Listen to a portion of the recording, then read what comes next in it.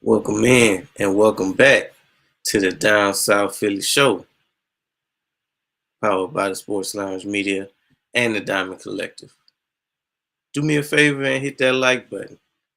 And then we need a little more favor. We need a couple more favors from you. Go on over to the Sports Lounge Media and subscribe. Hit that subscribe button, please, and thank you. We're on the road to 1K subs before the beginning of the season. Let me see if I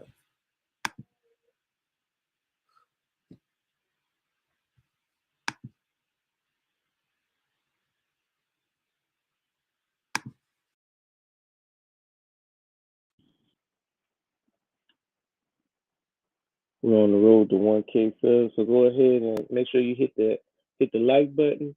Go on over to the Sports Lounge Media and subscribe for me. We're gonna have a good show tonight. So first order of business is y'all already know how I feel about the trade rumors, but had to at least touch on them because it happened since the last time I talked to you. So we had the trade rumors swirling around TJ Watt of the Steelers and our very own Nolan Smith. Now, if you ask me, it's a no deal. It's a no brainer that we can't make this deal. I don't know how true it is. As a matter of fact, on a scale of 1 to 10, I'm just saying that it's a 1. I don't think that it'll happen at all.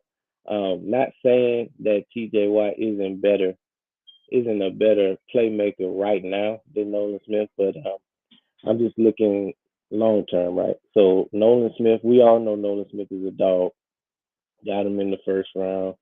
Same year we got Jalen Carter, but this past year he really turned the corner. It seemed like he really put it together, and he's just one of them pieces that you just one of those he's just one of those pieces that you can't get rid of. So for me, I say a no deal on that one. You can't trade Nolan, especially not for an aging playmaker, even if it is TJ Watt.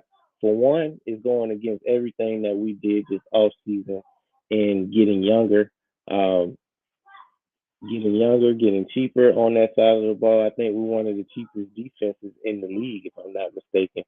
So that's another reason why it wouldn't make sense for us to make a trade for a TJ Watt. Um, then or from a money standpoint, like I said, on the cheaper, he's gonna want a contract. That's the whole reason why he's going through this with Pittsburgh in the first is that he's gonna want you know to be compensated for his time. Now we know that he's a dog, but at the same time, what's going on, Don? What's going on? Just talk. I had to touch on the T.J. Watt, Nolan Smith rumors that I really don't think are rumors at all, but just to put it to bed once and for all, at least as far as I stand. They already know how I feel about it, but you hadn't had a chance to weigh in on the whole should we or should we not entertain the Nolan Smith and T.J. Watt trade talks. I don't give a damn if Marvin Gaye gonna be there. You won't? Nah, but Hold on, I can't hear you. you can't hear me.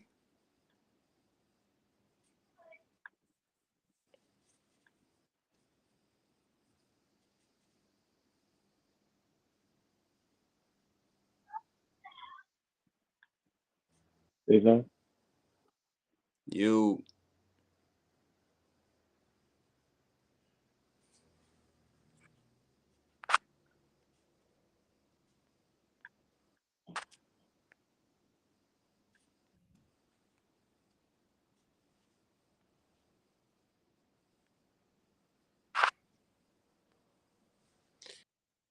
All right. Can you hear me?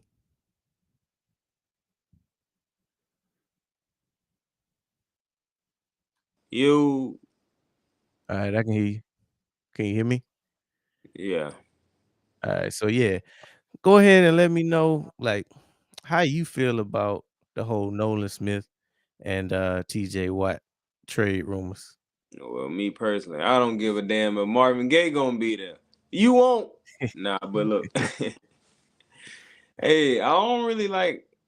Now look, I can see both sides of this, and then I'm gonna give you both sides of it, and then I'm gonna give you my personal opinion. So both sides of it is like, all right, everybody know T.J. Watt is a better player than Nolan Smith. Right now. We is no secret. It's no secret that now it's gonna be some people out there like, hey, that's an obvious decision. If you can get T.J. Watt, get T.J. Watt, and then you got the other side of it was like, all right, Nolan has only been in the league 2 years, going in his third year. We seen him starting to develop and bloom right before our very eyes, but we don't know if he's gonna be as good as TJ Watt, but we know what TJ Watt already is. Now, TJ Watt could also come in, get injured. It's a bunch of stuff. Nolan could get injured, whatever. But just because TJ Watt is a better player doesn't mean he's a better fit. You definitely got to spend more money to get him, which means taking away from other guys that's on the team. The beautiful thing about us is like everybody on the like at every position, dang there is like even. Like everybody is like developing. Everybody play well together. Um, TJ Watt might not be a good. He could come over here and not be a good fit for the chemistry in the locker room, the scheme, whatever. But me personally, I'm not trading Nolan Smith for TJ Watt. I'm just not. Like I don't even feel like I really need to put no explanation to it. I feel like Nolan and the way he bonds with the rest of the team, what we've seen from him and the potential that he has is enough. We already won the Super Bowl. It's not like we ain't won the Super Bowl and we like, we missing something. Trying to get We over are the hump. we already, we not trying to get over no hump. We done got over it. We done got over it. We just trying to climb that mountain one more time. And I don't think we are TJ Watt away from going back to back. Nah, I think we just a roster from a healthy roster away from going to another Super Bowl. Like if this roster we currently have stays healthy, or is healthy down the stretch at the end of the season, we're gonna be good to go. We don't need a TJ Watt. Now I like TJ Watt, but I just don't think I wouldn't trade Nolan for him. Nah, I think and it pretty Nolan much brings too much to the team, and like I said, the chemistry with how these guys play off each other. The Georgia Bulldogs with man like this is what people have to understand. Winning games and winning Super Bowls and playoff game is bigger than just talent. That's what's wrong with. That's why people stuck on this whole quarterback talent thing because people think that's all that you gotta have. If it was, those guys would have had Super Bowls already. But man, it's so much that go into it, which makes one of the reasons why it makes Nick a great head coach because he harps on like a lot of this stuff, like building bonds with your brother and all the stuff that he talks about. A lot of that stuff has a lot to do with the success that they have had. But you go ahead and say what you were saying. I was just going to add to your point. That would pretty much go against everything that we did this offseason, right? So everything that we've been doing from a general manager standpoint has been getting younger, getting money off the books, letting players who was due big money go ahead and get your bag elsewhere because we True. got a young nucleus here that we ain't trying to blow up. Plus, we need to save some money because Carter about to get paid next year, so we can't afford to have $26 million on the books Big Bang because Hank. that's Carter money. He about to be able to write his own check either next year or shoot, maybe even how we do it. He might get something done in the season. Never know.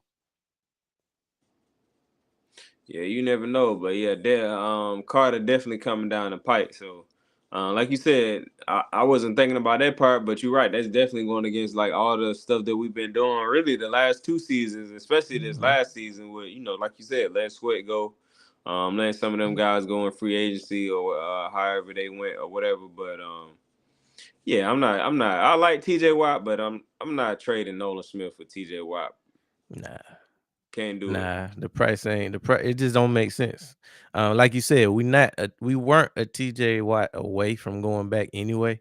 I just don't think it'll be worth it in my opinion. And then on the other hand, say we do make uh that trade and Nolan just go off and be another TJ Watt. I'm gonna be pissed off about that too. Yeah, because TJ Watt only got so many years left. Two, he probably got two at his current level. And then who knows how much Nolan have if he can go ahead and stay healthy. But we already seen what he could be. He already broke the record for what sacks in the playoffs for us Postseason, yeah, man. already. Nolan the dog, man. We just want to see what he gonna turn out to be, and Right. not saying that that's the only reason why. If that's the reason why, then of course people probably be like, "Well, we'll trade him for T.J. Watt then." But if you're paying attention to what's going on in Philly, you're not really trying to trade Nolan Smith for T.J. Watt. Facts. Facts. And he one of them pieces, like you said, is bigger than football with him. Him, Carter, N'Kobe Dean, Jordan Davis, all them boys play better together. And why break it up if you don't have to? Exactly. Man. So yeah, I thought that we had to touch on that.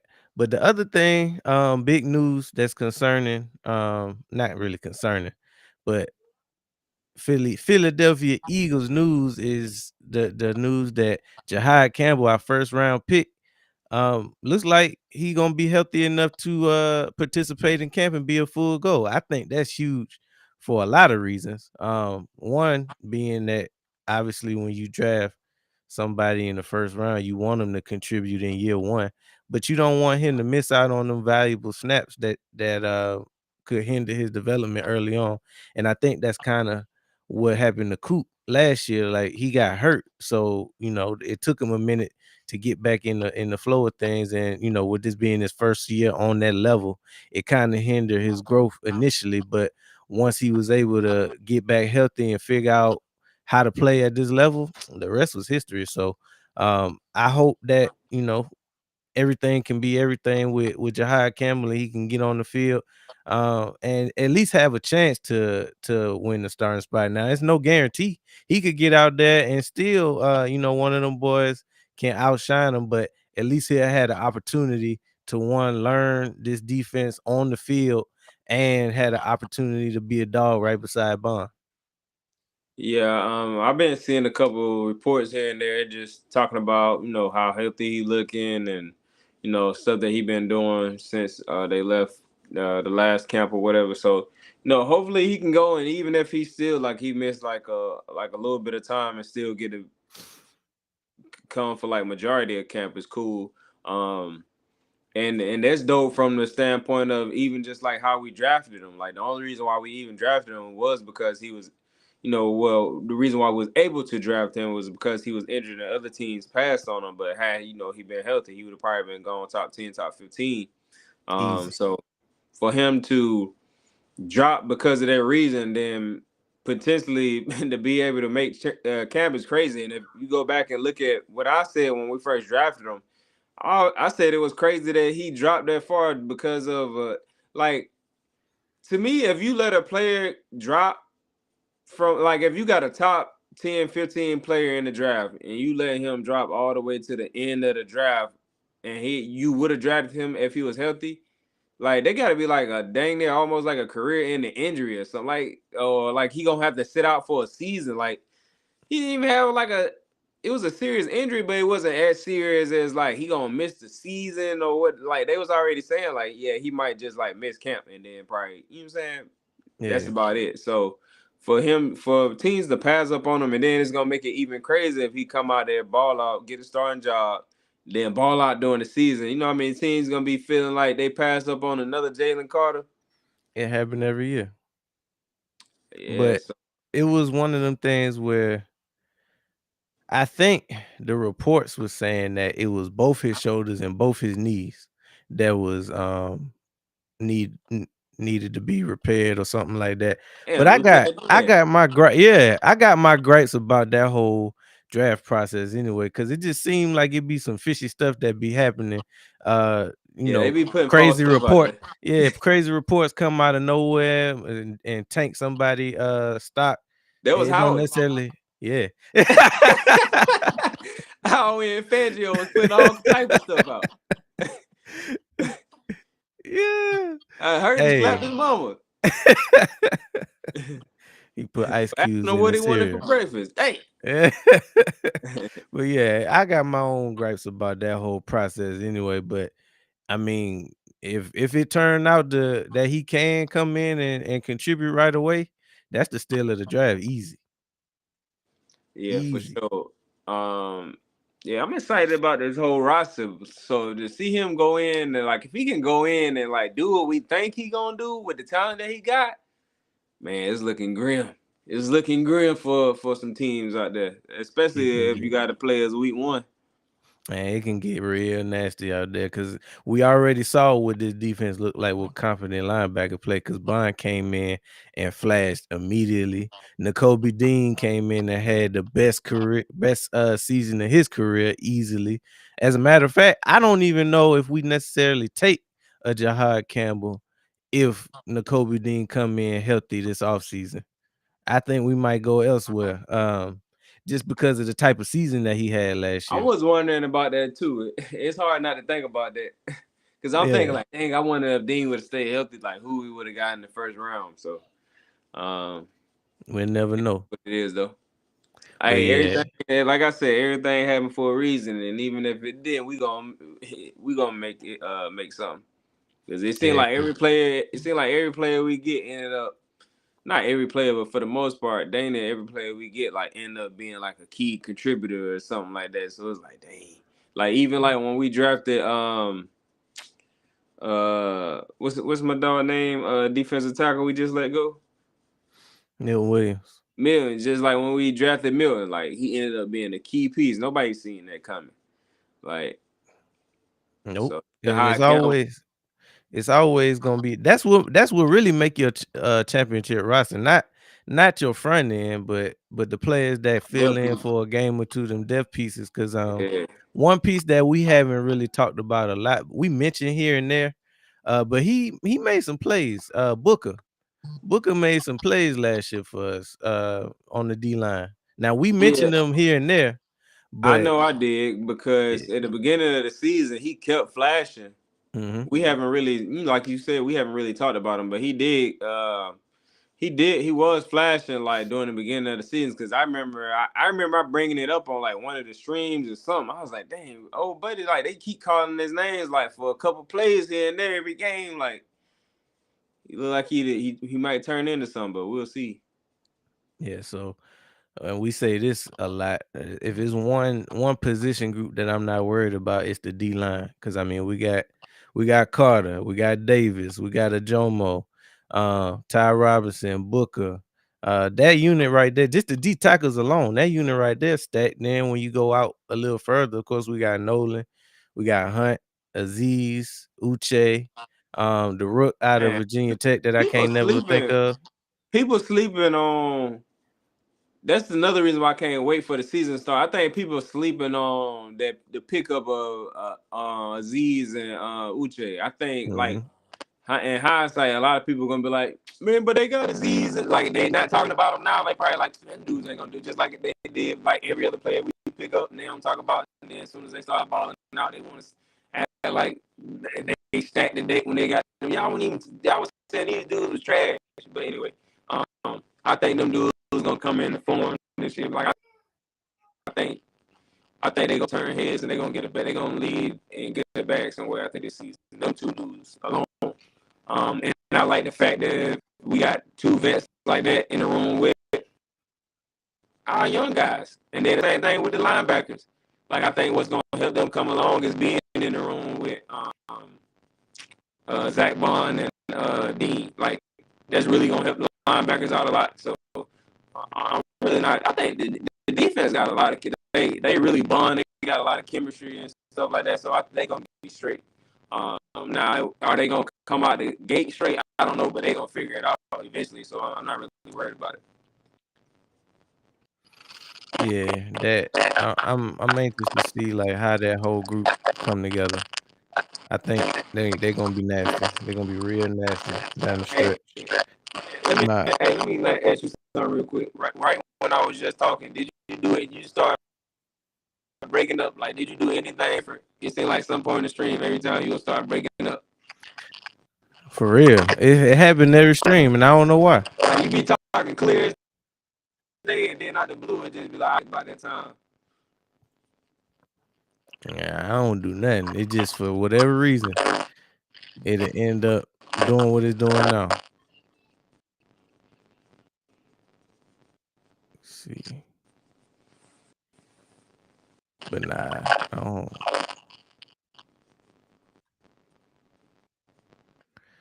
It's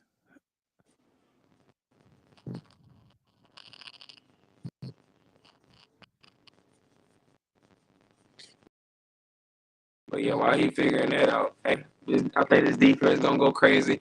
What's something else we haven't really talked about, but all these second round picks not signing because that one dude who got the fully guaranteed contract. So now the whole second round, everybody haven't signed contracts yet. So we haven't signed Makuba. A lot of people haven't signed their second round picks yet because I guess they holding out to get fully guaranteed contracts. Basically just like the same way that like NFL players like next guy up gotta like keep it going type thing. Like whenever a quarterback or something get paid, like the next guy gotta get a bigger contract just like to keep it going or whatever. So it's like the second round picks.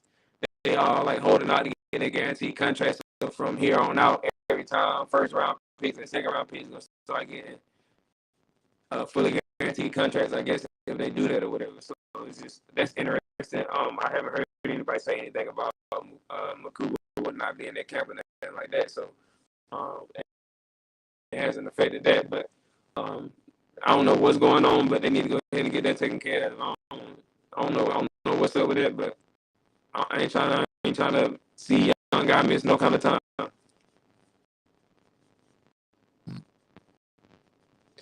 I don't know if you're talking, but I see your lips moving. I don't hear nothing.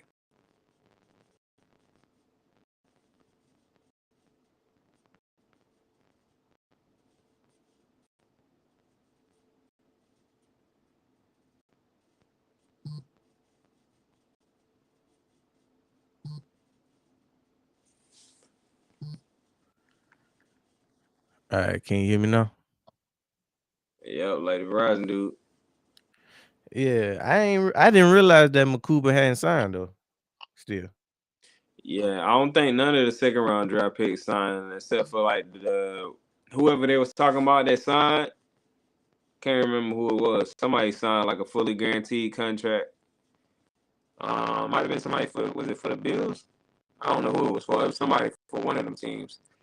Second round pick. It was like it might have been like the first to second draft pick in the second round. Signed like a fully guaranteed contract. You know, like only first round picks get fully guaranteed contract. So after Buddy did that in the second round, it's like, all right, now everybody else in the second round, like, oh shoot, we got to do that too, like.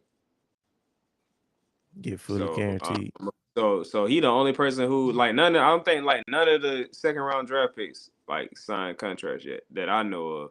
Like the last time I heard something about it was like a week or two ago, and it still was like none of them had signed deals yet. So, I mean, I haven't looked at anything as of late, but I'm assuming nothing changed. I haven't seen any news about updating it, so I'm assuming it's the same. I mean, maybe some of them did sign, I just didn't see it, but as of like a week or two ago, that's what it was still on that. Nah, we need to go ahead and nip that in the bud because, like you said, especially for him, obviously you want all your rookies in camp, but for him, he in a battle. He can't afford to be pussyfooting around because I mean, Sidney Brown will just take it. Exactly. Sidney Brown take it, and then if you don't want to play, like, so they end up. This was crazy. All right, you just not coming into the league. It really depends on what type of team you're on, right? Because if, like, let's say all the second round draft picks, like, all right, we just gonna hold out to get guaranteed contracts. For like a team like us, we'll be like, all right, bet you just stay your ass at home. We'll get a Sidney Brown to bring Justin Simmons in, and we good to go. Like if you want to go play for goddamn Carolina, goddamn go get signed a fully guaranteed contract with Carolina or something. Because we get like, I mean, I'm just saying if they really wanted to. I'm just saying a lot of like every second round pick is not in the same position. Like, so if you go into a Right. team that's already like got some guys, it's like, bro, we ain't worried about you like that. Like, all right, bet. Not that we not worried about them, but I'm saying we could make do if we needed to. Man, that's crazy. I know them Other boys gonna figure it some out other though. teams will be forced to like, all right, we think this is our guy in the second round. We gotta like just give him this contract. Like some teams in that type of position, um, versus some teams probably not. But yeah, I'm sure them boys will figure it out. If it's anybody that can handle a contract situation, it's Howie in that front And office. how it They mud and Rosen. so I ain't too much worried about that. We still got a little bit of time because I don't think camp starting until July 22nd. Yeah, like So that'll they end got up. they got about a week or two to sign on the dotted line and not miss no camp. But the meat and potatoes of the tonight's episode is really I wanted to talk about draft bus. Now we got to put some parameters around this thing because everybody got their own kind of definition for what a bus is, expectations for what a bus is. But I would say the first thing is we should start from the year 2000 because I mean that's basically around the time where we became Philly fans. And anything past that, I know we got the OGs on the line. Like, nah, we got young whippersnappers don't remember such and such from 79. But nah, we're gonna keep it to the past 20 years. Um, and on top of that, even though I can't speak for you, but even though I was paying attention to football more in the early 2000s. That don't mean I was looking at the draft. I didn't become Hell that no. heavily involved till like maybe 10 years ago. I can't say that the first half of me being the Eagles fan, I was paying attention to football like I am now. So Nah. a lot of drafts, a lot of draft picks that we may not get to mention is just because we really wasn't paying attention to that part of football at the time. Um, but just to name starting in the 2000s though, the first round draft pick was Corey Simon. Um, yeah, Ooh, yeah, a D tackle. Uh, he actually ended up being pretty good for us. Earned a Pro Bowl you damn nod. right. He played in the Super Bowl against the Corey Simon was my guy. New England Patriots. So I'm gonna go ahead and say he panned out. And we may even end up having different criteria for what a bust is or isn't, just because the fans consensus might be that they a bust doesn't necessarily mean that he a bust to me or you. It really just depends, and we can kind of go back and forth on like how you feel about the player and if it's fair to even judge him in that light. The second one in '01, your boy Freddie Mitchell. Now Freddie Mitchell, everybody know Freddie Mitchell from the big 4th and 26 catch against Dallas. But outside of that, he really didn't really make that many big Hey, plays for us. let me ask you. He was a first round pick. Yeah. It said he was picked 25th overall. I might have knew that and forgot, but I This don't is think I. this '01 we talking about though. That's the but yeah, and I'm saying I know I wasn't paying attention to the draft, but a lot of times Yeah. I go back and look at stuff, so I don't necessarily off the top of my head remember that. I'm sure I heard it before. I just probably just let it go. But that 2001 is the year I became an Eagles fan. I was 10 years old. I wasn't watching no draft in 2001, 2, 3, 4, 5, or 6. I probably, like you May said, it wasn't maybe too not long ago 7, where 8, I or probably 9 either. nah. That's probably around that time is when I probably kind of started looking at the draft. Maybe around '09, 2010. And even then, even if I wasn't watching every player in the draft, every round of Right. the draft. Like I'm looking at the first round, second round pick or something like that. Third, all right, I'm That's out it. of here. I see. I'll look and see who we got later on or whatever. But even then, like it was a lot going on in my life in 2009 and 10. Like, but uh, but yeah, I like Freddie Mitchell. But uh, to say he was a first round pick, Yeah, I that guess you changed might. it. Yeah, I was about to say. I guess you can say. Yeah, I mean, going off how people judge first round picks, I guess you can say he a Hey, bust. I don't. so this is stat. So he played 4 years for the Birds. He had 90 catches, 1,200 yards, and 5 touchdowns in 4 years. And of course, his biggest memorable moment was the 4th and 26. So if it's anything that's his I, saving grace, it's that one play. he has that one play. I never cause even like now I think he do got some hands on him, and he made that clutch play. But I never thought he was like a great Eagles wide receiver or nothing like Yeah, that. Um, I always I always speak on if I bring up somebody, it's usually Avant, but I do like Freddie Mitchell. He was cool, but looking back at Eagles wide receivers, I know like when I became a fan or like through some of them years, I always was mad because we had like Freddie Mitchell, James Thrash, Hank Todd Basket. Pinkston, Hank Basket, Todd Pinkston. Like I'm like, bro, what the hell, man? I'm looking at everybody else with all these dog Hines Ward. Oh, Where the hell our damn Hines Ward at? Like I used to be mad. Damn. That's why I was happy when we got T.O. for oh that man, 1 year. Fuck, one season. man, that was glorious. But yeah, so To, but but yeah, yeah, Freddie so I mean, Mitchell. if I you guess, judging off of that, I guess you gotta say my boy was a bust. yeah. But I mean, if you're gonna be a bust, at least he had a memorable play. That Exactly. that Let me young whippersnappers. That one play is enough for young whippersnappers to say he was a legend. give me 1 second. Let me grab a charger real quick for this phone. Okay, but yeah, when it comes to Freddie Mitchell, like I said, in 4 years he had 90 catches, over 1,200 yards, 5 touchdowns.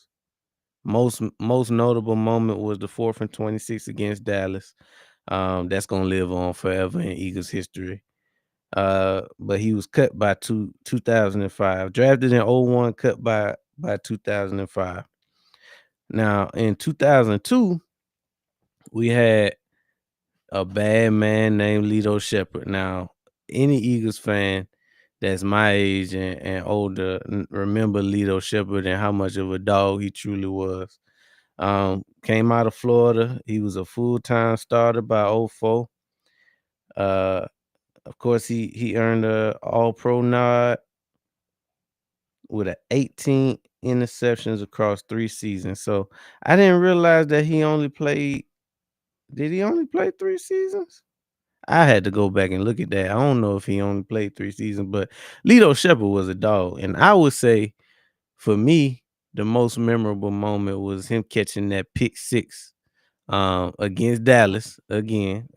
So you see a trend early on. If you want to be remembered in Eagles history, make a play against Dallas. But I was talking about Lito Shepherd. Lito Shepherd was the first round draft pick in '02. Uh, certified dog in Eagles history. He my most notable moment when it comes to Lito Shepherd is that pick six he had against Dallas. right. Um, but I mean, I just always remember him being one of them Lito staples Shepherd in and Sheldon man. Brown used to hold it down. Whew.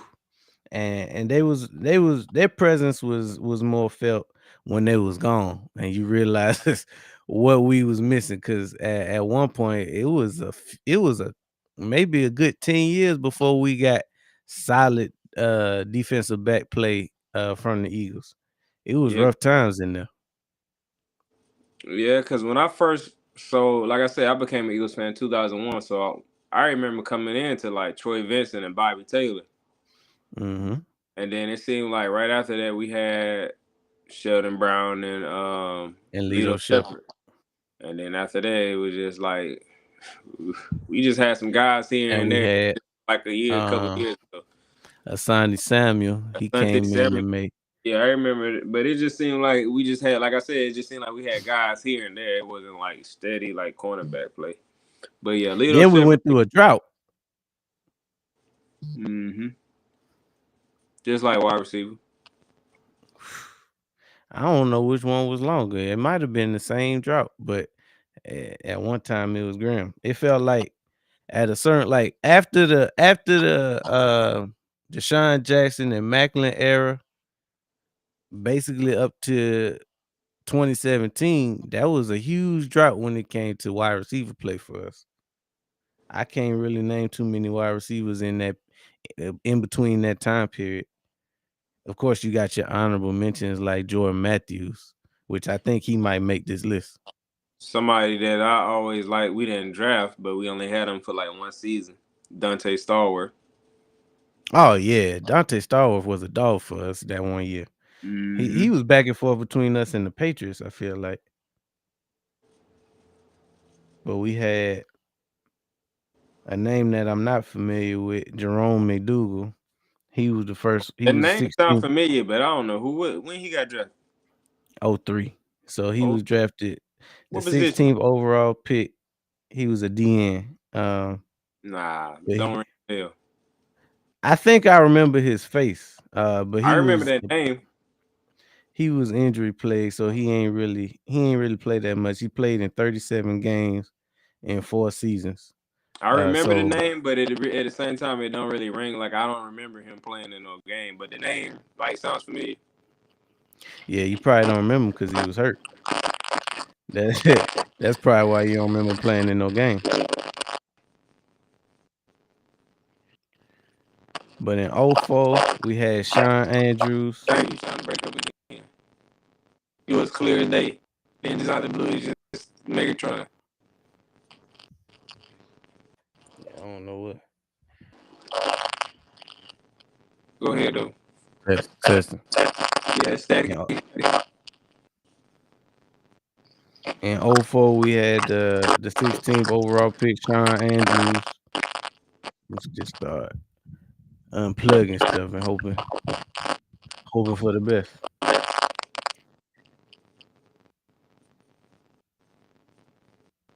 Let me skip to Let me skip to '09. So in 2009, that's probably my first year actually paying attention to the draft. Jeremy Macklin, we drafted him 19th overall in the first round. And boy, I was hyped. I was hyped when we first got him because I was just watching him at Missouri, and he came in at a time where we needed that playmaker.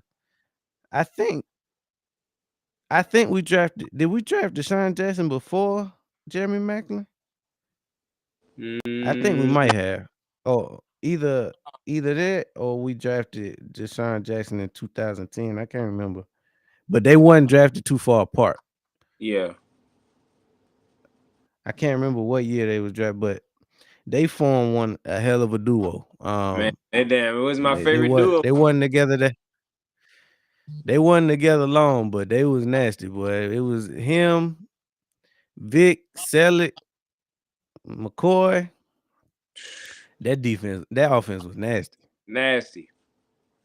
So I'm gonna go ahead and say that Jeremy Macklin was a dog. He actually, I feel like he not brought up enough. I mean, we Nah, he obviously not. bring him up, but he underrated, severely underrated, from a playmaker standpoint. I I wish hated he had a guy to to see him. play in Philly a little bit longer. Both him and DJ. If they would have got to play here a little bit longer, then I think they would have. Well, I mean, of course, Deshaun Jackson do, especially he came DJ, yeah, back. he goaded. Yeah, but if they would have had got to play here together a little bit longer, crazy duo. Yeah, so I'm gonna go ahead and say Jeremy Macklin was a certified dog. Can't call Oh him yeah, no bust. so, yeah, he definitely And was a dog. so in 2010, we drafted BG 13th overall out of Michigan. So around this time, obviously we wasn't really paying attention, and not like we pay attention to college that much now, but we definitely didn't know nothing about any of the players that the Eagles drafted. But BG, people forget he was a late bloomer. Not necessarily that he didn't get it, but I think we used him in a scheme that didn't fit his skill set. But for whatever reason, we kept him around, and obviously he's a good locker room guy, I don't even think he smart was dude, playing on the and edge, was he? Was he playing? he was a line. He was like a linebacker, a Yeah, I think they outside was using him linebacker. at linebacker. Mhm. So they kicked him out to DN, and once they gave him that time to develop and put him in the right scheme, that was all she wrote. And shoot, he had a he played 15 years. Shit, something like that. Yeah, but Super Bowl champion, two-time Super Bowl champion, accolades out the wazoo. He one of them players that don't never had to buy a cup of coffee in Philly. Ever. Can't call him no bust. Nah. Now, when I did pose this question on TikTok about two Philly fans asking them like who was they greatest bust of all time. And one of the names that was at the top of the list was our 2011 pick, Danny Watkins overall. He was 23rd overall, which I can't say that I remembered him. But apparently he was an offensive guard from Baylor, and he just never really planned out. He only played 2 seasons, so he had to be a bust because for you only to play 2 seasons as a first round draft pick, huh? He had to be one. Yeah, yeah,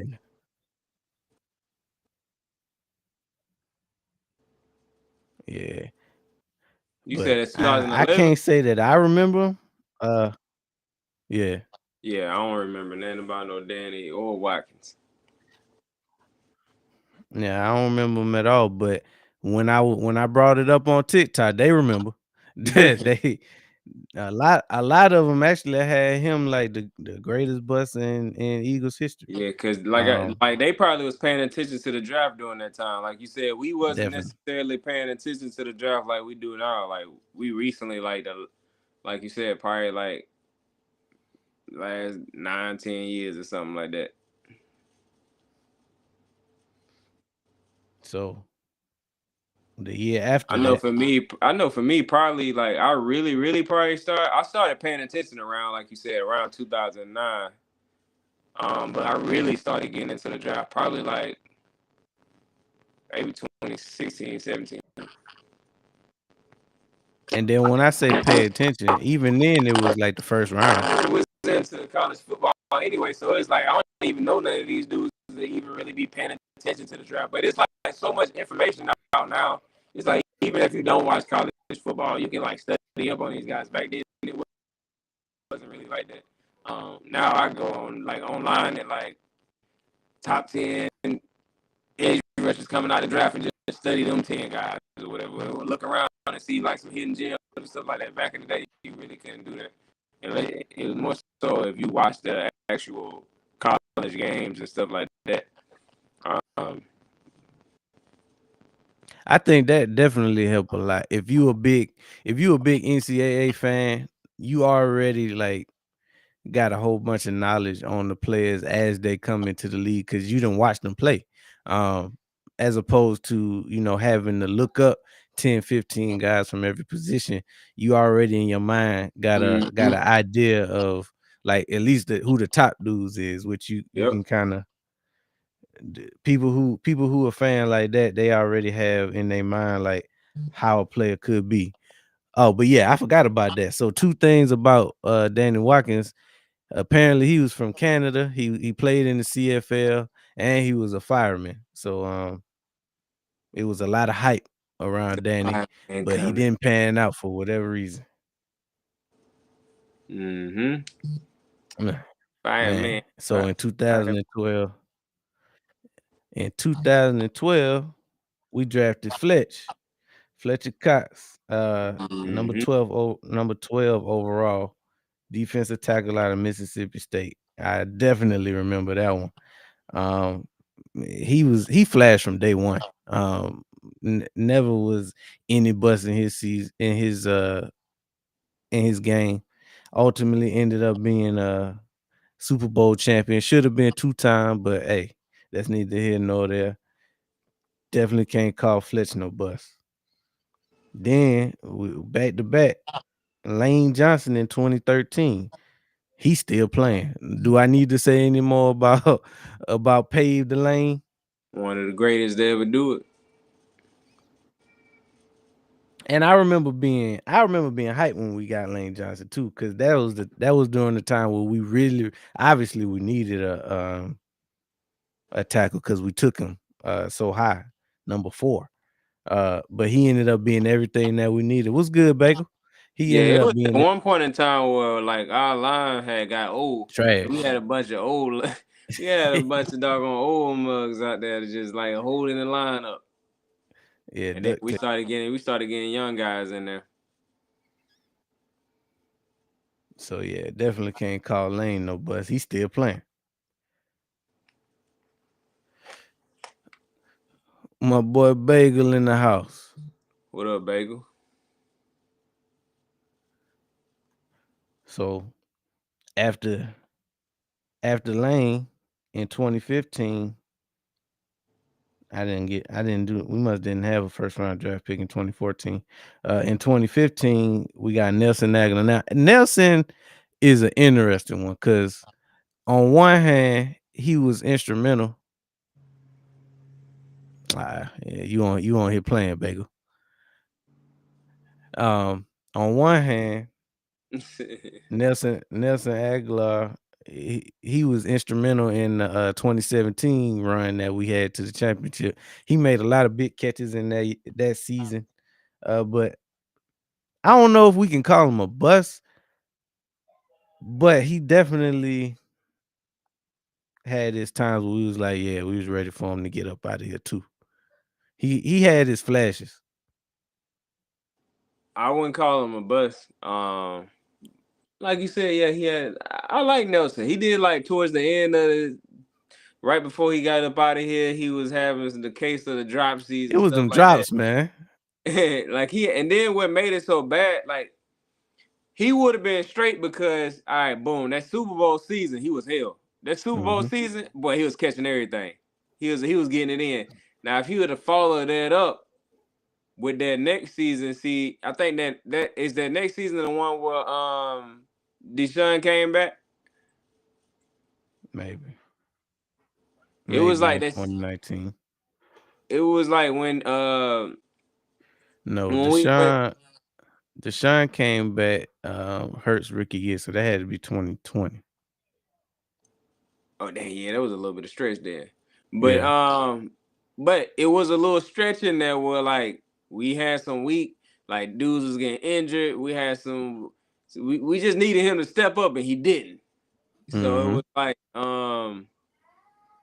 if he could have followed up that Super Bowl season and just been like consistent, even just like at that level, he would have been like he would have been one of them dudes. Like he probably would have been here at least like a Yeah, couple he more probably years. would have he would have got extended because even when he went to like the Raiders and other places, like He was balling. he showed some of them same flashes.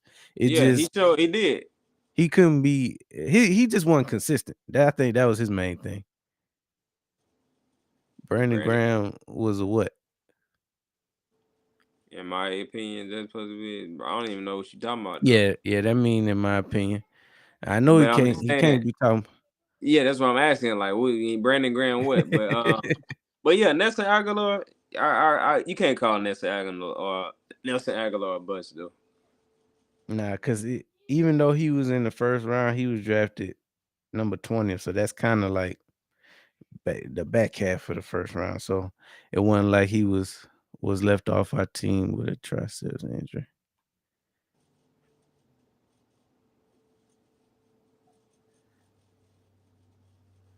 Yeah.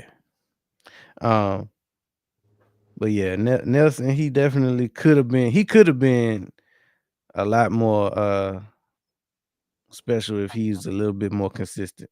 So now in 2016, we had Carson Wentz. Now that's another one that we got to talk about because he he had that hell of a 2017 season, and even in 2016, like he showed flashes of being, I our guy think in Philly. But in 2017, that was his breakout year, and I if he think didn't get Carson. hurt, who Go ahead. knows? Yeah, that's what Uh, I think. Carson Wentz. I think the Carson Wentz situation was it was a little. It was some of it was his fault. Some of it was our fault. I feel like we didn't put enough talent around Carson like we needed to. Like as great as he played that 2017 season, like you can't make the mistake of what these other teams do with not putting talent around your quarterback, regardless of who it is and how good they is or how good they play. You got to put talent around them. Like Jaden Daniels just had this amazing rookie season, but you got to put talent around him, or he just gonna be a guy who had a great rookie season at one time. mhm. So I think the Carson Wentz situation was a little bit of we didn't put enough talent around him, and I think he also just didn't. He's like the opposite of Jalen Hurts. He don't have like that type of mentality.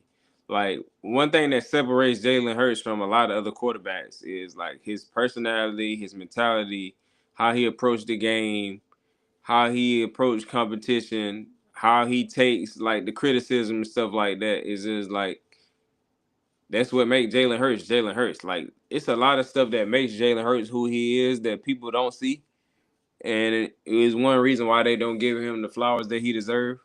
But I think the Carson Wentz situation was a little bit of a few different things of why he then ended up like being the guy for a long period of time in Philly. Some of it was his fault, self-inflicted wounds. Some of it was the Eagles organization just not putting enough talent around him. And then that one season, like right before he was up out of here, like man, we had a lot. The wide receivers got hurt. The old line was hurt. It was just like a lot going on. Then he was following up the season as you following up somebody who just won the Super Bowl, came in and won the Super Bowl for you. Then they draft another quarterback. It's just like a lot going on. And he couldn't hold up. Yeah, and I think that 2017 season when him getting hurt, he never was really the same after that. Now, it's reports that have come out since then that, said that he could have maybe not been the best teammate. Maybe he was a little jealous that he wasn't the one to bring home the Super Bowl. But he just as important in that whole 2017 stretch as Nick Foles was. I don't think that you win it without both of those quarterbacks on the team because the the year that he was having before he got hurt was an MVP caliber season. And if he don't get hurt, hands down, I think he get the MVP that year. And I don't think that it's too many people that would disagree with the fact that he had an MVP caliber season. Just for whatever reason, his knee got messed up. Come back that next year. I think it was also a confidence thing. Mm. Once he did get back in the swing of things, he lost a little bit of confidence. I think he But came back too early too. that too, he came Cause back you too remember early. Foles had lost like 2 games back to back. I think he lost to somebody, then he lost to like the Bucks, and then next thing you know, Carson was back. But I think if he had waited a little bit longer, he would. I think he rushed back too quick. I don't know if it was him. I don't know if it was the organization or whatever. I think that had something to do with Carson Wentz too. I think he came back too quick. Then you, like you said, you had the reports of Darren Sproles was talking about how Carson didn't want to run that offense no more after Foles wanted. So I'm like, God, what? And then the stuff they be saying, like, yeah, he just used to do this and that. I'm like, dang. So I'm just saying, it's like a lot of times, like these intangibles that certain guys do and don't have, like really affect the game. That's why I be trying to tell people, like, it's more than just talent. Like Carson Wentz clearly had the talent, but and then like that 2017 season if you go look at some of the plays Carson was making, now he did make some more like clutch magical plays because if you look like we had the game against like I think the Giants when he hit what's the little running back name we had? Darren Sproles, Nah, I don't think it was Sproles. What's the other little running back we had? little running back. The one What? that we had 2 seasons ago. Oh, you talking The about giant Gainwell killer. or Boston Scott? Boston Scott. Wasn't it a game where Carson hit Boston Scott to win the Giants win the game like Yeah. in the corner of the end zone? Like he had Mm-hmm. play. He like I'm saying his whole 2017 season was like that, but he had flashes of plays like that after that. But if you look at the 2017 season, like and look at the plays he made, it's almost like, bro, you can't duplicate this. Like it's just like some of that It shit just it look was lucky. amazing. It just looked lucky as hell. Like, it's no way you gonna have that kind of luck 2 years in a row. You just had a good ass season. Like, so I kind of was like, but like I said, he did have flashes and stuff like that here and there. But at the same time, I kind of always was looking at it like, bro, that was just like a magical, lucky season type. Cause it's like he'll just throw the ball, somebody come down with it. Like, oh, it was crazy, man. He come out of piles, not tackle, he's still up. Like, bro, there's no way you gonna duplicate this. Like, then he used to always have that thing where he used to duck down under the defenders. Like they get ready to sack him. Now, if you look at him after that, it's a few times he ducked down, he get sacked. He It was like, didn't bro, work. yeah, you just duck down, not working no more, bro. Like, cut it out. He also ultimately he held on to the ball too long down the That's what stretch. I'm saying. If you look at the 2017 season, he was holding on to the ball, making something happen. It's just Yeah. like after that, it was like he holding on to the ball. He wasn't having the Every same. play. He wasn't having the same results he was having holding on to the ball no more. So it like you can hold on to the ball as long as you want if you making something happen. But like once you Mm-hmm. start taking sacks and making wrong throws, it's like, all right, now people gonna put a magnifying glass on it or whatever. So like I said, I think a little bit of it was self-inflicted wounds, and I think some of it with us is just us not putting the talent around us. And I do really think that last season where like we had so many different linemen coming in. I think the only person on the line who didn't get hurt was Kelsey. Everybody else was like injured. We didn't Mm-hmm. brought in like 13 different linemen. What they put some stat up on one of the games, like how many different linemen we had put out there in one of them games. And then all our wide receivers got hurt. We down to what's buddy name that went off against the Steelers that we had put in? Fulgham. Fulgham. We out here winning all playing games off the back of Fulgham. Like we just failed them at the end. It's like the line failed them, the wide receivers failed them, the front office failed them. Like, And then he failed himself. but what really hurt them was after all that stuff. Like, all right, boom, you got an excuse. You kind of got an excuse why you not being successful in Philly no more. Now, if he had went to the Colts and then balled out over there, it'd have been like, all right, boom. The only reason why he ain't ball out in Philly was because of all that stuff I just named. But you see, once you Mm-hmm. put him back in a good situation, he was good. Like, had he probably won that game, he lost against Jacksonville at the end of the season when he when I think it was like win this game, get to the playoffs or whatever. He damn lost the game. He went to They bed for sure. Yeah, that would have probably like changed his whole career, probably dang near. If he had won that, and even if you go on and probably lose the playoff game, or maybe even win the playoff game, like That maybe you actually get was a decent season for him too. that's what I'm saying. Like what crushed the season was that last That game. Yep. And then, Washington picked them up and they they swear that stuff was gonna be different. Tried to tell Man, them. I can't believe that, man. I still can't believe they tried to convince us that they was about to do something with Carson. It's like, bro, y'all talk like imagine now this same season. Imagine we pick Carson Wentz back up, and we having off-season talks with Washington fans about what Carson gonna do. They would have been clowning us, Mm-hmm. but no, Same way since they we got him, he doggone some kind of magic pill or something. Man, boy went over there and got crushed. he didn't even turn into a pumpkin. He was a pumpkin on arrival. That boy was orange. Oh shoot, that was a crazy season. So Then he had yeah. to sit back. Dang, you gotta think about he didn't sat back and watch the Eagles have success. Like why he was there when he left. That gotta be crazy. Then you go get your head bust by him in the Super Bowl. And then he over here thinking that he gonna be a part of history.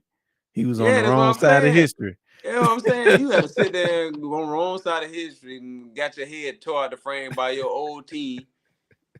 But I do. I don't. He's still with Kansas City, right?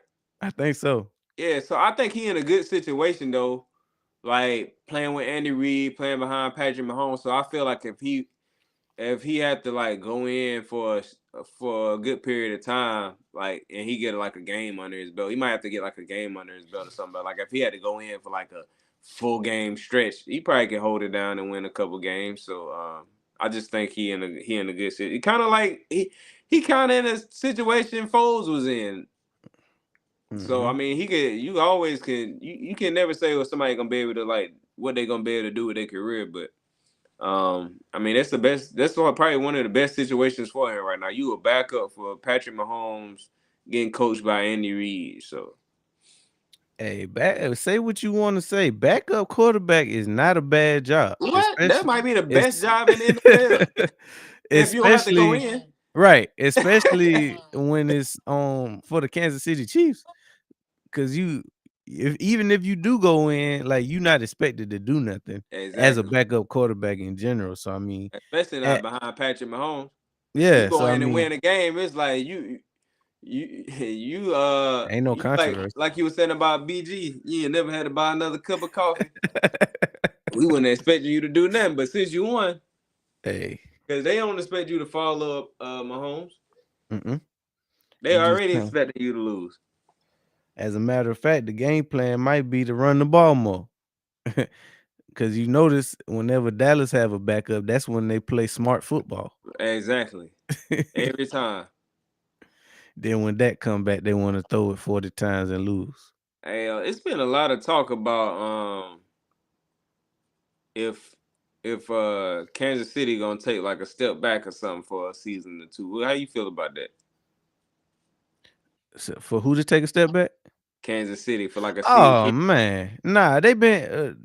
I mean, really, they've been calling for that for the past 3 years.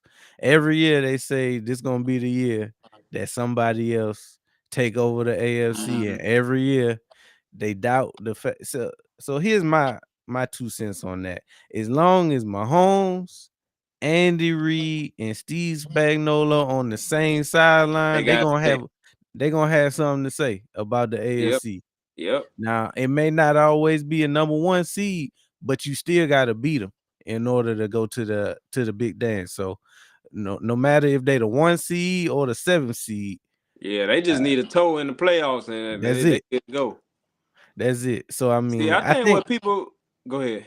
I was just gonna say, I think that a lot of people just get like championship fatigue. They get so tired of winners winning that they be ready to whoever the shiny new toy is. Oh yeah, they gonna beat them. Like this year, a lot of people crowning the Raiders. A lot of people crowning Denver because they did a lot on defense. Now, while they do look good, we also know that just because you add talent don't mean that it's gonna pan out on the field.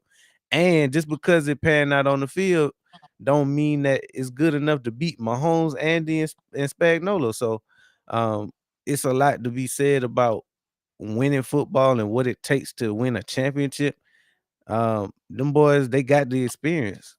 It's gonna be hard to beat them each and every year. I mean, when you think about Belichick and Brady, they didn't win the championship every year, but you still had to see them because you could pencil them in for the AFC East Championship, which means what? They was guaranteed to be in the playoffs. So even if they won the best of the best, you still gonna have to beat them to get to the next level. And I just see the same thing with Kansas City. Even though they might not be a 15-2 team, you still gonna have to see them in the playoffs in order to do anything. Which is really when they start playing ball anyway. Mm-hmm. And then like I think with another, I think also where people like with Kansas City, it's like all right, even if all right, so like that one season, a couple seasons ago when the wide receivers was dropping everything and stuff like that. So Kansas City in a position right now where like they didn't got a really good defense. You already know what Patrick Mahomes gonna do, so in worst case scenario, Patrick Mahomes gonna make the throws that need to be thrown, and if the defense do what they do all season, they gonna be and they be in that top 5 Keep it defense close. under Spags, and Patrick Mahomes is just doing the bare minimum. And they guarantee, like you said, to basically get to the AFC Championship. So a lot of people who probably like looking at the offense or whatever throughout the regular season is like, bro, all they need to do is get into the playoffs, and then like that's a whole new season. None of that stuff that happened in the regular season mattered. Just like when they won that last Super Bowl, all that problems they was having with the wide receivers. As soon as it came playoff time, everybody catching everything. That's all that mattered. See, I think a lot of football fans get caught up in numbers, and they think about the 50 touchdowns or the 5,000-yard season. But at the end of the day, as long as you can keep it close, they gonna have a chance to win that game, and it better not be one score. If it's only gonna take one score for them to win the game, you might as well chalk it up, because they gonna get whatever it is. So just because it don't look flashy doesn't mean that the Chiefs still ain't a dangerous team in the AFC. And I just got to see it. I got to see you knock the king off the throne before I can just crown somebody just because they had a great offseason. Yep, I agree. Everybody hoping that they having a bad season though, because I think the Chiefs gonna take a step back this year because of this, and that. And like you said, I'm thinking like, bro, they got Andy Reid, Patrick Mahomes, and Spags over there holding the defense down. It's like, bro, they probably gonna lose some games, but not enough to miss the playoffs. Right. So I mean, even if they coming in as a 4 through a 7 seed, like I said, you got to see them boys. But yeah, after Carson, because as you can see, Carson is a sensitive subject for us in Philly.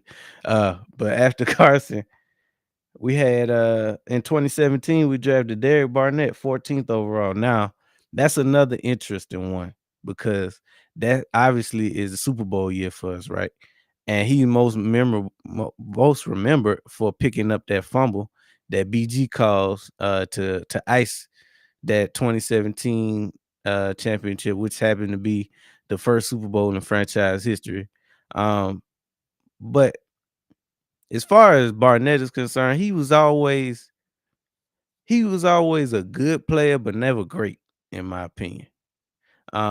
He'll make plays here and there, but I think he was most remembered for the bonehead plays that he made. Like, he will be off the field, and Derek Barnett will have a costly penalty that'll either keep the offense on the field even longer, or put him in position to put points on the board. So Derek Barnett, that's an interesting one for me. I don't know if I want to call him a bust. I don't necessarily know how much he had to do with that 2017 season. He didn't have a terrible year, but was he 14th overall good? That's debatable, in my opinion. I can see it. I can see why somebody would call him that. Just cause just by standards of that. Being drafted that high. Being drafted that high and what you did and didn't do is like you said, he remembered for having that fumble recovery. Outside of that, it seemed like he just was committing penalties all the time. I mean, he did get he get we didn't pay him. I think he ended up getting hurt. He got hurt that one season. Then I think then he came back one more season. Then boom, he was up out of here. So, I mean, I can see why somebody would call him that. Yeah, he borderline. He probably the closest out of anybody we talked about in the past 5.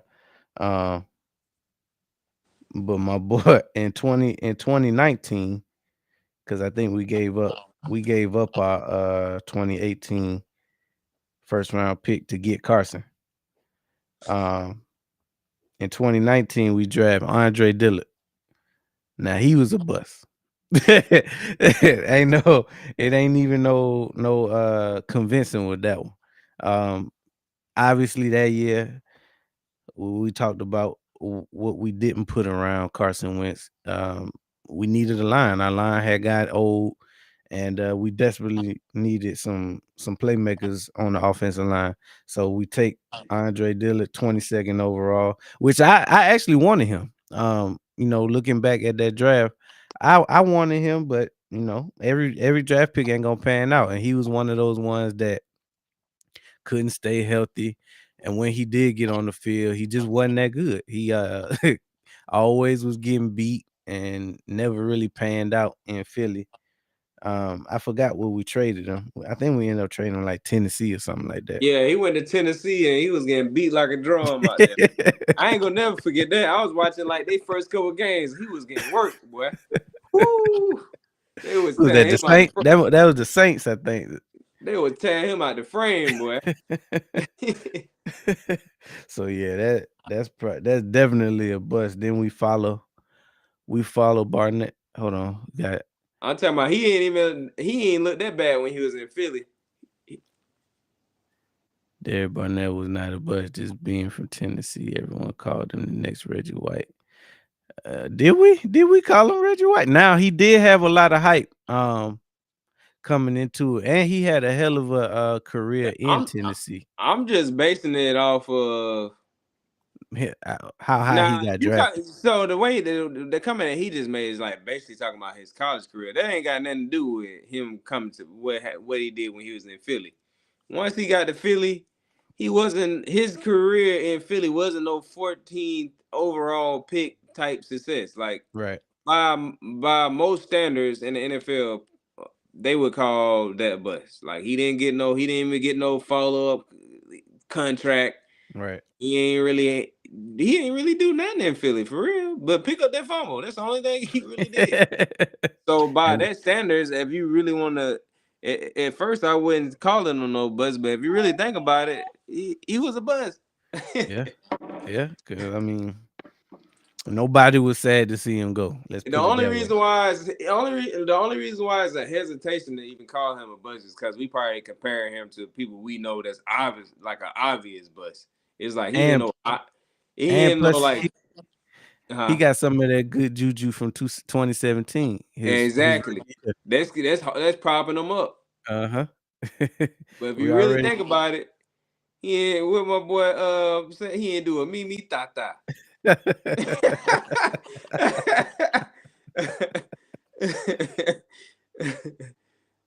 But yeah, so we had in that stretch we had Barnett, Andre Dillard. We already talked about, but we got to talk about your boy.